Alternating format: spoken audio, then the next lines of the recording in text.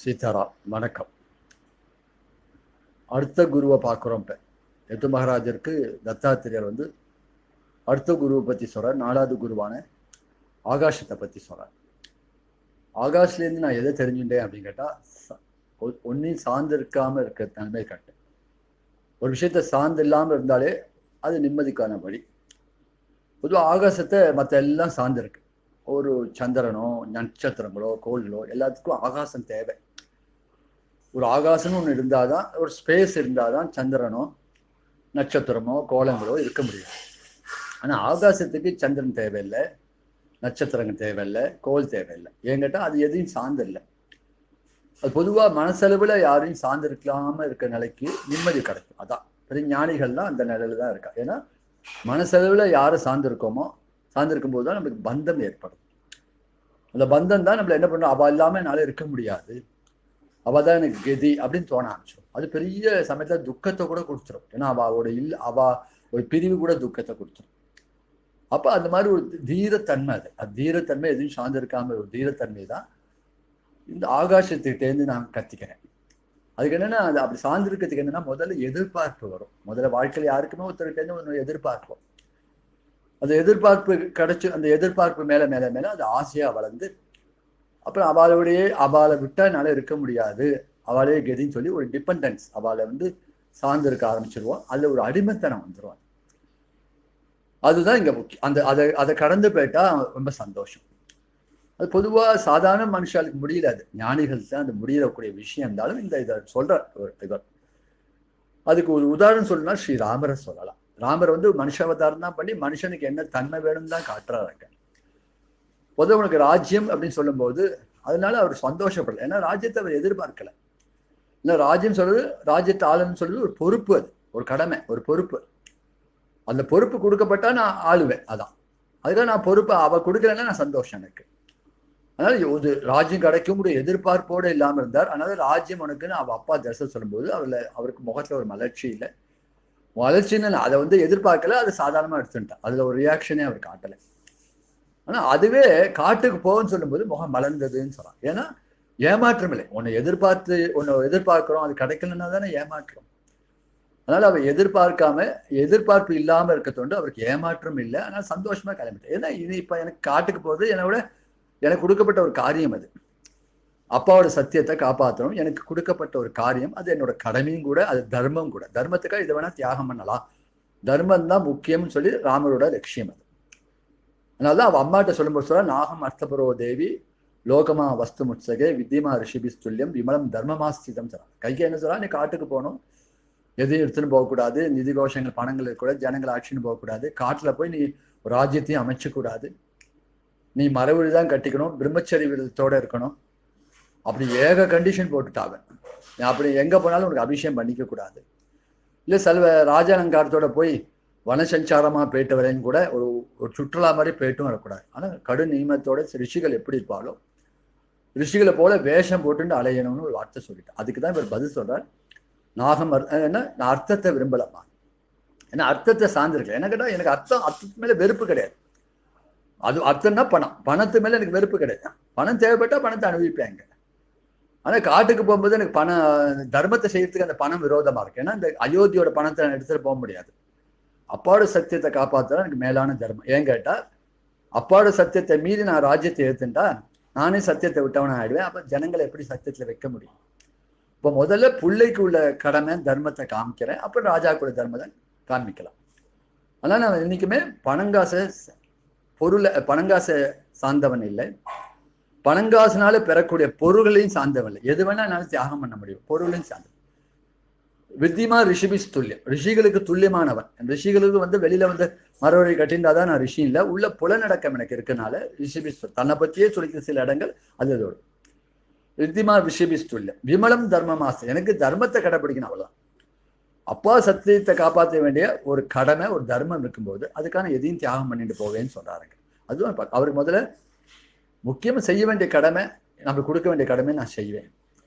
அது பரதன் ஆண்டானே, அது பின்னவன் பெற்ற செல்வம் அடியேன் பெற்றதன்றோ, அவனுக்கு கிடைக்கிற லாபம் எனக்கு ஒன்றும் கஷ்டம் இல்லாமா, சந்தோஷமா போயிட்டு வரேன்னு சொல்றான். பின்னாடி பரதன் வந்து சித்திரக்கூட்டில் வந்து கதறான், நீ திருப்பி ராஜ்யத்தை ஏற்றுக்கணும்னான்னு சொல்லும்போது அப்போ சொல்ற உலக வாழ்க்கையில அனித்தியம். அவளுக்கு என்னென்ன கொடுக்கப்பட்டிருக்கோ, என்னென்ன காரியத்துக்கு வந்திருக்காளோ அந்த காரியத்தை செஞ்சுட்டு போக வேண்டியதான். அது எந்தவித பற்றுதல் இல்லாம காரியம் செய்யும். அதான் முக்கியம். பற்றுதல் என்ன பண்ணுங்கடா, பந்தத்தை உண்டு பண்ணும். அந்த பந்தமே துக்கத்தை உண்டு பண்ணும், மேல மேல துக்கத்தை உண்டு பண்ணும். அங்கேயும் அப்படிதான் சொல்ற, சர்வசயாந்த நிச்சயா பதனாந்த சமுச்சயா சன்யோக விப்ரோயந்தம் மரணாந்த ஜீவிதம். சர்வசயாந்த உலக வாழ்க்கையோட நீதி தெரிஞ்சுட்டா அப்புறம் பற்று நீங்கிடும். சர்வசயாந்த நிச்சயா அப்படின்னா என்ன கேட்டா, ஒரு நாள் சேர்த்து வச்ச பிறகு ஒரு நாள் செலவிஞ்சுதான் போகும். ஒரு காலம் நம்ம இருக்கிற காலத்துலேயே நம்மளுக்கு ஒரு செலவு பண்ணிடும். அது ஒரு திடீர்னு ஒரு செலவு வரும், அது செலவு பண்ணிடுவோம். இல்லை நம்ம அதை பொருள் நம்மளுக்கு பணங்காசு இருக்கும், ஆனால் நம்ம அதை விட்டுட்டு போயிடுவோம். அப்போ இந்த பணத்தை மேலே இருக்கிற மட்டும் பணத்தை அணிவிக்கலாமே தவிர அந்த பணம் தான் நம்மளை எல்லா விதத்துலையும் காப்பாற்றும். பணத்தோடையே நம்ம இருக்கான்னு சொல்ல முடியுமா? சர்வசயாந்த நிச்சயம். பதனாந்த சமுச்சயா. பதனாந்த சமுச்சயம் ஒருத்த மேலே ஏறிண்டே இருக்கான். எத்தனை தூரம் ஏற முடியும்? ஒரு அளவு மேலே ஆகணும்னா திருப்பி கீழே இறங்கணும். அதே போலதான் ஒருத்த என்ன பண்றான், மேலே மேலே மேலே மேலே பதவி உயர்வான். இங்க ப்ரொமோஷன் ஆகி பதவி ஓய்வு மேலே போய் ஒரு நாளைக்கு பெரிய பதவிக்கு போயிடுறான். பெரிய பதவி அடைஞ்சாலும் கூட ஒரு நாளைக்கு அவன் ரிட்டையர் ஆகணும், இல்லை அந்த பதவியை விட்டு கீழே இறக்கிடுவா சில பேர். அப்போ பதவியும் கூடியது இருக்கிற மட்டும் தான். அந்த பொறுப்பை செய்யறதுக்கு அந்த பதவி ஒரு நாளைக்கு இந்த பதவியை விட்டு நம்மளே இறங்க முடியாது, இல்லை பதவியை விட்டு சில பேர் இறக்குவா. அதனால பதவியும் நிரந்தரம் இல்லை. சன்யோகம் தான். சன்யோகம்னா நம்ம இன்னைக்கெல்லாம் கூடி இருக்கோம், ஒரு நாளைக்கு பெரிய குடும்பத்திலையும் கூடி இருக்கோம், சமுதாயத்திலையும் கூடி இருக்கோம். ஒரு நாளைக்கு பிரிவு உண்டு நிச்சயம். இன்னைக்கெல்லாம் யாரோட கூடி இருக்கோம், கடைசி மட்டும் அவளோட நம்ம இருக்க முடியாது, அவளும் நம்மளோட இருக்க முடியாது. ஏதோ கொஞ்ச நாள் வாழ்க்கையில அங்கங்க கூட வேண்டியிருக்கு. அவளுக்கு வேண்டிய கடமை நானும் செய்ய வேண்டியிருக்கு, அவளும் எங்கிட்ட செய்யறான். அப்ப அதை உணர்ந்துருக்கணும். அப்ப உணர்ந்தாதான் பற்று இல்லாம இருக்கும். கூடுதல் ஒண்ணு இருந்தா பிரிவுன்னு ஒண்ணு உண்டு. சன்யோக விப்ரயம் மரணாந்த ஜீவிதம். ஒரு நாளைக்கு நம்ம செத்து தானே போறோம், பிறந்தவாள்லாம் செத்து தானே போறோம். ஏதோ இடப்பட்ட சில நாட்கள் நம்ம வாழும்போது நம்ம செய்ய வேண்டிய காரியங்கள் என்ன, நம்மளுக்கு கொடுக்க வேண்டாம். ஒரு அப்பா வந்து என்ன செய்யணும், ஒரு புள்ளையா இருந்து நான் என்ன செய்யணும், கணவனா இருந்து நான் என்ன செய்யணும், ஒரு ஊழியனா இருந்து நான் என்ன செய்யணும், அதை நான் செஞ்சுட்டு போகணுமே தவிர இது எனக்கு சாஸ்வதம் இல்லை. எனக்கு ஏதோ ஒரு வினைனாலே, கர்ம வினைகளாலோ இல்லை பகவானோட பகவான அனுப்பப்பட்டு நான் இங்க வந்து பிறந்திருக்கேன். அப்ப இதுல பற்றுதல் இல்லாம இருந்துட்டா நம்ம பகவான் இருந்துட்டா நமக்கு நிம்மதி கிடைக்கும். அதுதான் எதிர்பார்ப்பு இல்லை. எதிர்பார்ப்பு இல்லாதனாலே ஏமாற்றம் இல்லை.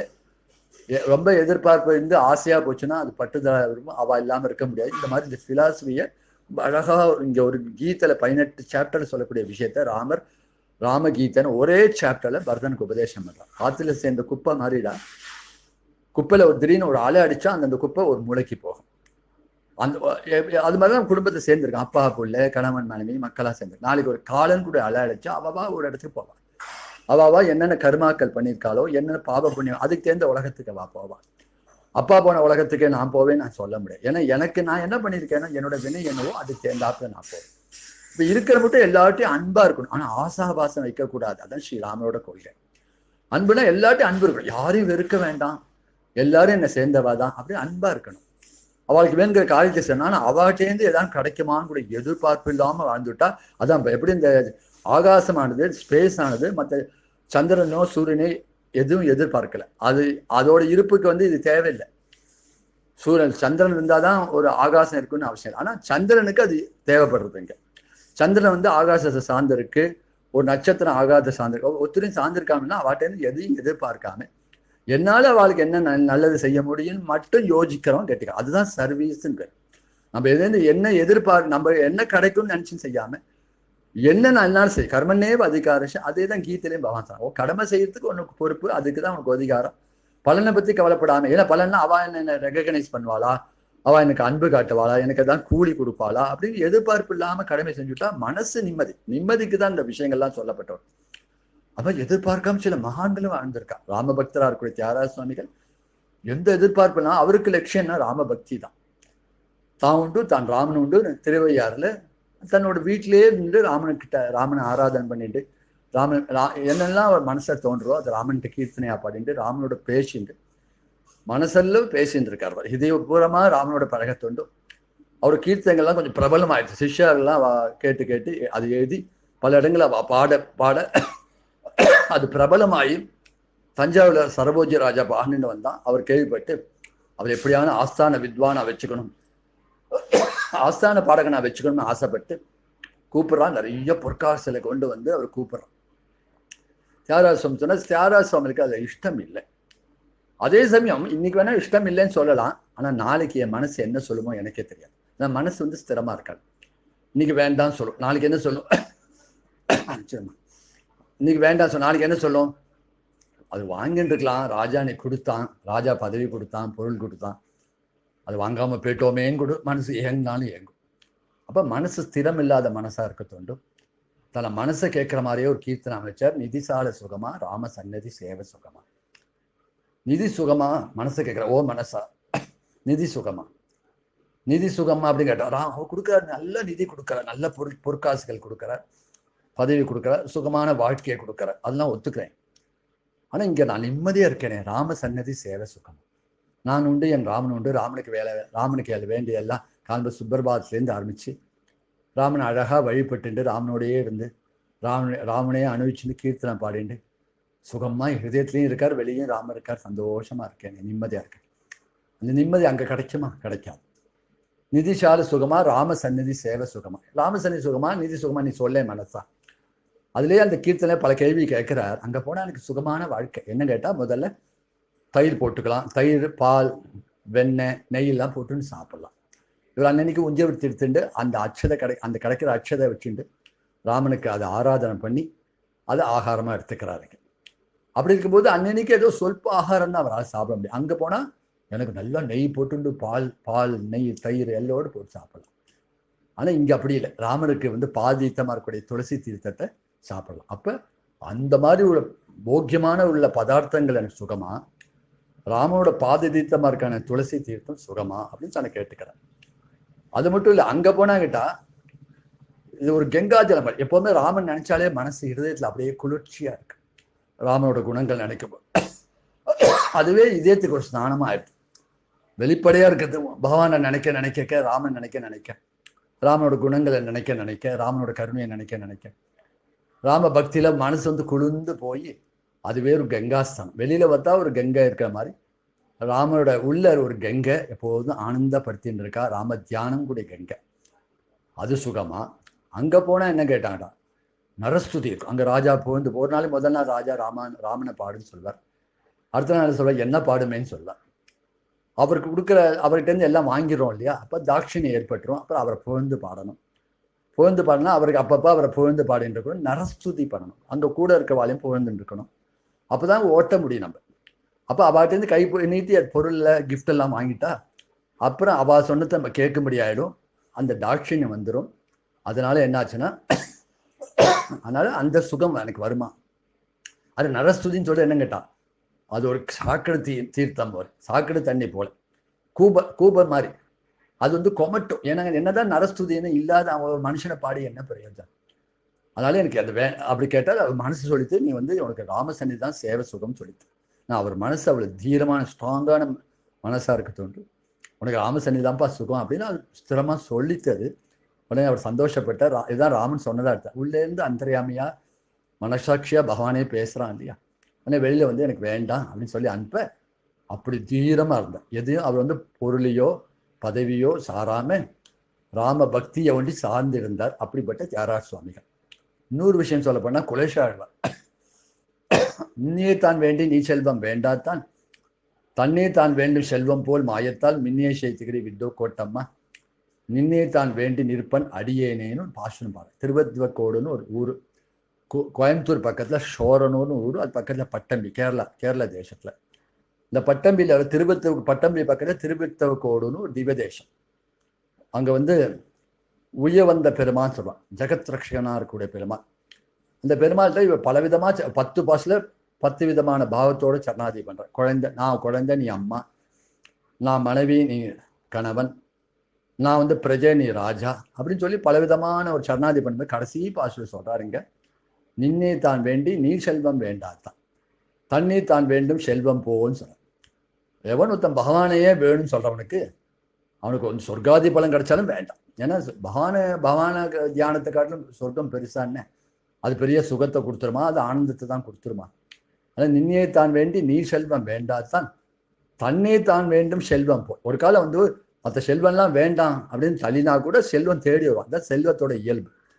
யாரெல்லாம் செல்வம் வேணும் வேணும் வேணும்னு ஆசைப்படுறாலோ அவளுக்கு வராது, ஏங்கின்னு இருப்பான். எவனுக்கு செல்வம் வேண்டாம் அப்படின்னு தள்ளுறானோ அவனை தேடிட்டு வருமா. ஏன்னா அது ஒரு மாயேன்னு சொல்றான். யாரு எது வேண்டாம்னு சொல்றாலும் அது பகவான் கொடுப்பான் வேணுன்னு மாயத்தால். இங்க என்ன தன் பக்தனுக்கே செல்வம் கொடுப்பான், சௌக்கியங்கள் கொடுப்பான், கொடுத்து தன்னை மறக்கிறானான்னு எதிர்பார்ப்பான். தன்னை மறந்துட்டா தலை. ஏன்னா அவன் என்னையே நினைச்சுட்டு இருக்கான், அப்ப நானும் அவனை நினைச்சுட்டு இருக்க வேண்டியிருக்கேன். அவனுக்கு எல்லாம் கொடுத்து நான் மறக்கடிக்கலாமான்னு அது ஒரு மாயை கிரியேட் பண்ணுவாரான் பகவான். அதான் என்ன சொல்றார், நீ நிறைய செல்வம் கொடுத்துருக்க, ஐஸ்வர்யம் கொடுத்த. இவர் பெரிய சக்கரவர்த்தி, பெரிய ராஜா வந்த குலசேகர ஆழ்வார். அவர் கொல்லங்குடி, கேரளத்துல கொல்லங்குடி தேசத்தை ஆண்டுட்டு வந்தவர், பெரிய சக்கரவர்த்தி. அவருக்கு இல்லாத ஐஸ்வர்யம் இல்லை, அவருக்கு இல்லாத ராஜ்யத்துல பெரிய ராஜா எல்லா ராஜாக்கள் கீழே பல சிற்றரசுகள்ல ஜெயிச்சு ஒரு ஏக சக்கரவர்த்தியா இருந்தவர் சுவாமிகள். அப்பேற்பட்ட ஆழ்வாருக்கு இந்த செல்வம் இருந்தா கூட செல்வத்துல பற்று இல்லாம பகவானை பற்றக்கூடிய ஆசையில பகவான் ஒன்ன பற்றி இருந்தா கூட எனக்கு செல்வம் வேண்டான்னு சொல்றார். ஆனா என்னை தேடி தேடி செல்வம் வருது, அதெல்லாம் மாய. ஏன்னா இந்த செல்வம் எல்லாம் எனக்கு நிரந்தரமா, என்னை விட்டு போகக்கூடியதான், இல்லை நான் அதை விட்டு போக வேண்டியதானே. மாயத்தால் மின்னியே சேர்த்து கையில சக்கரத்தை வச்சுட்டு இருக்கே, இந்த ஆசையும் கூடிய என்னோட ஆசையை நீ சக்கரத்தினால அறுத்து எறி. தப்பி தவறி நீ ஒரு சமயம் எனக்கு ஆசை ஏற்பட்டா கூட அந்த ஆசை நீ அறுத்து மின்னியே சேர்த்துக்கிற வித்தவ கோட்டம்மா நின்னே தான் வேண்டி நிற்பேன். நான் உன் திருவடியே கதின்னு நான் நிற்பேன். எது கொடுத்தாலும் அதை கண்டு நான் மயங்க மாட்டேன், உன் திருவடியிலே கதி நிற்பேன். இதெல்லாம் ஒரு வித்தியாசம். பகவான் என்ன பண்ணுவார், எல்லாத்தையும் கொடுப்பார். ஒரு குழந்தை எப்போதும் அம்மா தூக்கிண்டே இருக்கணும், அம்மாவோடயே இருக்கணும், அம்மா மடியிலே அம்மா இடுப்பிலேயே இருக்கணும். குழந்தையில ஆசைப்படும், சிசு நோனோன்னு அழுதுன்னு இருக்கும்.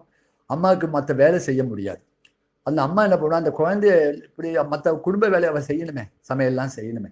அதுக்கான நிறையா விளையாட்டு சாமான் வாங்கி போட்டு அந்த குழந்தையை காட்டுவான். சில குழந்தைகள் எப்படின்னா அந்த குழந்தை விளையாட்டு சாமானோட விளையாட ஆரம்பிச்சிடும், கொஞ்சம் நேரத்துல அம்மா மறக்கும். அப்ப அந்த அம்மா என்ன சொல்றா, நீ சமத்து குழந்தை, இது சமத்து பத்தியா, விளையாட்டு சாமான் கிடைச்சோன்னா அதோட விளையாட ஆரம்பிச்சுடுத்தே அப்படின்னு சொல்லுவா.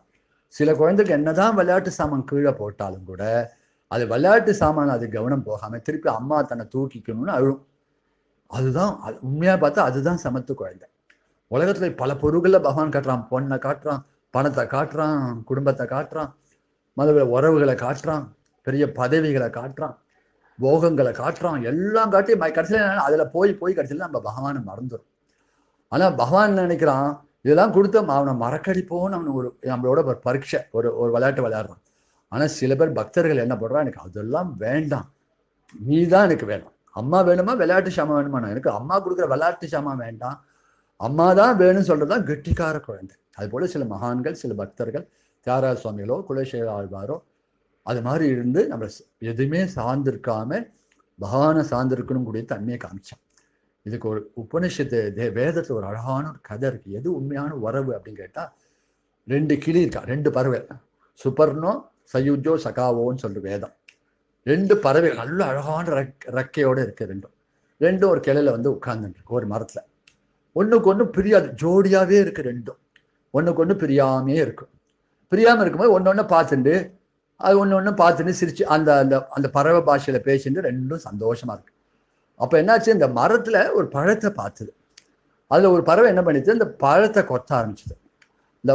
அந்த பழத்தோட ருச்சி கண்டோனே திருப்பி பழத்தை கொட்டி தர பக்கத்துல பறவையை பார்க்கறத மறந்து விட்டாரு. இந்த பறவை என்ன பண்றது, இந்த பட்சி என்ன பண்றது, அந்த பட்சி என்னை பார்க்க வைத்தனே, என்னை பார்த்துட்டே தானே இருந்தது. ஒரு பழம் கிடைச்சோன்னே அதையே கொத்த ஆரம்பிச்சுடுத்தே, என்ன பார்க்கலையே. எப்பதான் இது சோர்ந்து போகும், நிறைய கொத்தி எப்பதான் இது அழுத்து போன அப்புறம் என்னை பார்க்கும், இதை ஆட்சின்னு நம்ம கிளம்பிடலாம், பறந்து போயிடலாம். ஆனா இது அழுக்காம இந்த பழத்தை கொத்தி ஒரு ஸ்டேஜில் அலுப்பு ஏற்பட்டு இந்த பறவையை பார்க்க அப்பதான் நினச்சிக்க இதுதான் எனக்கு எப்போதும் சுகத்தை கொடுக்கக்கூடிய ஜோடி அப்படின்னு சொல்லி அந்த 2 பறவையும் சேர்ந்து பறக்கிறது. என்ன அர்த்தம்னா, ஜீவன் ஈஸ்வரன் 2 பறவையும் ஒரே கிளையில உட்காந்து, 2 பேருமே இந்த உடம்புக்குள்ள அந்தரியாமியான ஈஸ்வரன் இருக்கான், உள்ளே ஜீவனும் இருக்கு, ரெண்டும் இருந்துட்டு இருக்கு. இந்த ஜீவனான நாம இருக்கோம், உள்ள இருக்கிற அந்தரியாமியான ஈஸ்வரன் பகவானும் இருக்கான். ரெண்டும் சேர்ந்தே இருக்கு, 2 ஜோடி, 2மே ஞான சொரூபனா இருக்கு. ஆனா இது என்ன, உலகத்துல இது படைக்கப்பட்ட பொருள் இந்த ஜீவன் என்ன நினைக்கிறது, உள்ள இருக்கிற ஈஸ்வரனை மறந்துட்டு உலகத்துல கிடைக்கக்கூடிய பழங்களான சுகபோகங்கள், பணங்காசுகள், குடும்பம், என்னென்ன உண்டோ, என்னென்ன அதுக்கு என்னெல்லாம் சுகம் கிடைக்கும், எதெல்லாம் மூலமா சுகம் கிடைக்குதோ அந்த சுகத்துல மயங்கி, இல்ல துக்கத்துல மயங்கி, அந்த சுகதுக்கமான அந்த சுகம் துக்கமான பழங்களை கொத்தி கடைசியில் அது ஈஸ்வரனை மறந்துது. அந்த ஈஸ்வரன அந்தர்யாமியான இருக்கிற பகவான் எதிர்பார்த்துட்டு இருக்க எப்போ இவனுக்கு அலுப்பு ஏற்படும், போருண்டா இதெல்லாம் எத்தனை அனுபவிச்சு என்னத்தை கண்டோம், போரும் எனக்கும் அழுத்து போயிடுச்சு அப்படியும் எப்போ அவன் உள்முகமா திரும்பி என்னை கவனிப்பானோ, என்னை பார்ப்பானோ, என்னையே கதின்னு நினைப்பானோ, என்னை ஃப்ரெண்டு சக்கான்னு சொல்லும். நானும் அவனுக்கு ரொம்ப ஃப்ரெண்டாச்சு ஒருத்தர். ஏன்னா எந்த பிறவிலும் அவர் கூடவே இருக்கார். நம்ம இதுக்கு முன்னாடி எடுத்த பிறவிலே நம்மளோட கூட இருந்திருக்கோம். அதனால தான் நம்ம அங்கே அந்த பிறவி இருந்திருக்கோம், இந்த பிறவியில் இருக்கு. மேற்கொண்டு நம்ம பிறவி கிடைச்சாலும் நம்மளோட கூட இருக்கக்கூடியது அந்த ஈஸ்வரனான அந்தர்யாமி தானே கூட இருக்க போறான். இன்னைக்கு இருக்கிற எந்த உறவும் அடுத்த பிறவிக்கு வரப்போதில்லை. போன பிறவில எந்த உறவும் இந்த பிறவில வரல. அப்ப நம்மளோட கர்ம வினைக்கு தக்கபடிதான் நம்ம பிறவி கொடுக்குறான். ஏதோன ஒரு பிறவில என்னை அவன் உணருவான், என்கிட்ட பக்தி பண்ணுவான், என்னை வந்து ஃப்ரெண்டா நினைப்பான், என்னையே துணையா நினைப்பான். அப்படி துணையா நினைச்சா அவன் ஆட்சின்னு போயிடலாம் அப்படின்னு அந்த ஈஸ்வரனை பக்ஷி எதிர்பார்த்துன்னு இருக்கான். அதுபோல நம்ம எப்போதும் ஈஸ்வரனை தான் பற்றி இருக்கணும், பகவானை தான் பற்றி இருக்கணும். மற்ற உறவுலாம் அவன் கொடுத்தது. ஆனா கொடுத்ததை பிடிச்சிட்டு கொடுத்தவனை விட்டுடுறோம். ஆனா கொடுத்ததையும் அணுவிக்க வேண்டான்னு பகவான் சார் எல்லாத்தையும் அணுவிச்சா கூட கொடுத்தவனான பகவானை எவன் மறக்காம இருக்கானோ அவனுக்கு தான் உள்ளேயே பகவானை பார்த்து பார்த்து பார்த்து அந்த நிம்மதி கிடைச்சிருது அவனுக்கு. அந்த நிம்மதியில எப்படி அவன் யாருமே சார்ந்திருக்காம உள்ள இருக்கிற அந்தர்யாமியான பகவானே சார்ந்திருந்து அந்த உள்ள அவன் சாந்தியோடு இருந்து வெளியில இருக்கிற எல்லா உறவு ஜனங்களோட, எல்லா பணங்காசோட, எல்லா போகங்கள பயனா கூட அதை மயங்காம தன்னோட கடமை என்ன உண்டோ, தனக்கு விதிக்கப்பட்ட காரியம் என்ன அவ கொடுத்தப்பட்டிருக்கோ அந்த காரியத்தை பட்டதில்லாம செஞ்சு ஈஸ்வர தியானத்திலே நிம்மதியா இருந்து மற்றவாளையும் சந்தோஷமா இருப்பான். எவனொருத்தன் தான் நிம்மதியா இருக்கானோ அவன் தான் மற்ற கூட இருக்கிற அத்தனை ஜனங்களையும் சந்தோஷமா வைக்க முடியும். மற்ற எல்லா ஜனங்களுக்கும் சந்தோஷத்தை ஏற்படுத்தி தானும் நிம்மதியா இருந்து அந்த பகவானையே நினைச்சுட்டு இருப்பான் தான். எப்படி இந்த ஆகாசத்தை மற்றெல்லாம் சார்ந்திருக்கு, ஆனா ஆகாசம் எதையும் சார்ந்திரல. அதுபோல நம்ம எப்போதுமே பகவானை சார்ந்திருக்கணும். ஆனா மற்றதெல்லாம் நம்மளை சார்ந்திருக்கு. மற்றதெல்லாம் எல்லாருக்குமே அப்படிதான். அவாவா வந்து ஒருத்தரையும் சார்ந்திருக்காம அவாவா பகவானை சார்ந்திருந்து யாருக்கும் யாரும் அடிமையில நம்ம எண்ணங்களை வேணா பகிர்ந்துக்கலாம், எண்ணங்களை என்னைக்குமே திணிக்க கூடாது. அவாவா இண்டிவிஜுவலா வாழணும். அவாவாளுக்கு ஒரு தனித்தன்மை இருக்கு. அதுதான் முக்கியம், வாழ்க்கையோட ரகசியம் அதான். அதனால யாரையுமே எல்லாருமே பகவான் எல்லாரும் பகவான் அடைய போறான். அப்படி இருக்கும்போது எல்லாருக்கும் சுதந்திரம் இருக்கு. யாருக்கும் யாரும் அடிமை இல்லை, யாருக்கு யாரும் சார்ந்திருக்க வேண்டிய அவசியம் இல்லை. அது மனசார உணர்றோம். அது யார் ஒருத்த மனசார உணர்றாலோ அவன் நிம்மதியா இருந்து கடைசியில் பகவானையும் அடையலான்னு கூடிய விஷயத்தை தான் இந்த ஆகாசம் கூடிய இந்த குரு மூலமா நான் தெரிஞ்சுட்டேன் அப்படின்னு அந்த தத்தாத்திரர் சொல்லக்கூடிய விஷயத்தை இன்னைக்கு அனுபவிச்சோம். பரம சந்தோஷம். ஸ்ரீ ராமார்ப்பணம்.